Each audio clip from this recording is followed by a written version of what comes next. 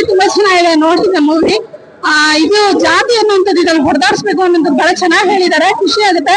As well as ದಲಿತರಾಗೆ ಉಳ್ಕೋಬೇಕು, ಅವ್ರದೇ ಆದ ಒಂದು ರೀತಿಲೇ ಬದುಕಬೇಕು, ಆ ಸಂಪ್ರದಾಯವಾಗಿ ಇರ್ಬೇಕು ಅನ್ನೋಂಥದ್ದು ಏನಿಲ್ಲ.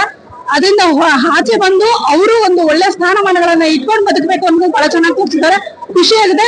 ಎಲ್ಲರ ಆಕ್ಟಿಂಗು ತುಂಬಾ ಚೆನ್ನಾಗಿದೆ.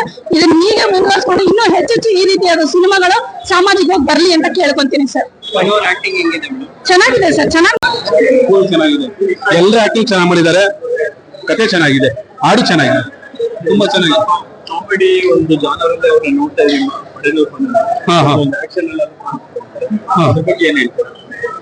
ಅದ್ರ ಬಗ್ಗೆ ಅಂದ್ರೆ ನಾವೇನ್ ಅದು ಕತೆ ನೋಡ್ತಾ ಇದೀವಲ್ವಾ, ಅದು ಎಲ್ಲ ಹೊಂಟೋಗ್ತೀವಿ ಮಾತ್ರ. ಅದು ಕತೆ ಕೇಳ್ತಾ ಇದ್ರು ನಮ್ದೇ ಆದ ಒಂದು ಲೋಕನ ಮರ್ತ್ಬಿಡ್ತೀವಿ, ಅಷ್ಟು ಚೆನ್ನಾಗಿದೆ ಮಾತ್ರ.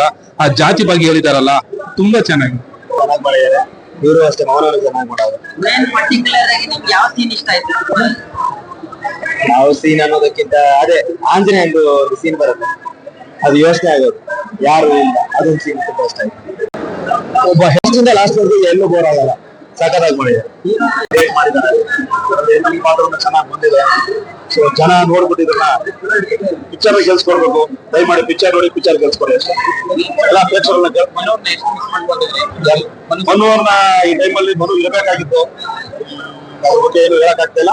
ಮನೋರ್ ಇದ್ದಿದ್ರೆ ಇದು ಒಬ್ಬ ಖುಷಿ ಪಡೋರು. ನೋಡುವ ಏನಾಗುತ್ತೆ. ಅನ್ಸಂಗಿಲ್ಲ ಆ ತರ ಆಕ್ಟಿಂಗ್ ಮಾಡಿದ್ದಾರೆ.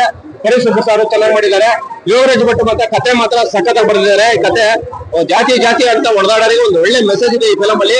ಮಣಿನೂರ್ ಮನೆ ಅವರು ಫಸ್ಟ್ ಮೂವಿ ಅನ್ನಂಗಿಲ್ಲ ಆ ತರ ಆಕ್ಟಿಂಗ್ ಮಾಡಿದ್ದಾರೆ, ಸೂಪರ್ ಇದೆ.